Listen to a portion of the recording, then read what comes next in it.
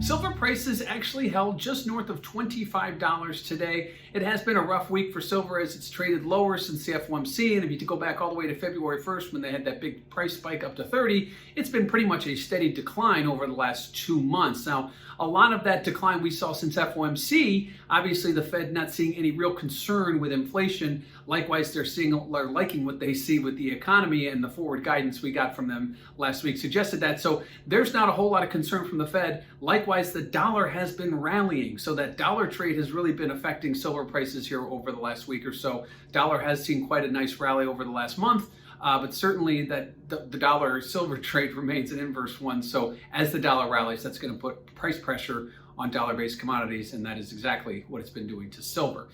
Looking at volatility, check out that CVOL index over at cmegroup.com. You can see that as prices decline in silver, volatility declines as well. There isn't that angst, that fear, that need to buy to protect. And if you take out the inflation component, which the Fed has said they're not concerned with, that is going to help continue to soften volatility. So declining prices has translated into lower volatility. While we are still in a range, if you look for that trade below that 25 level, we may see some of that volatility decline slow, but clearly we're not there yet. And while we have seen a dip below 25 price in over the last couple times over the last several months, we haven't seen a real sustained trade there. So again, keep an eye on that $25 price line as well as that volatility level that we've seen decline really since prices have been declining as well.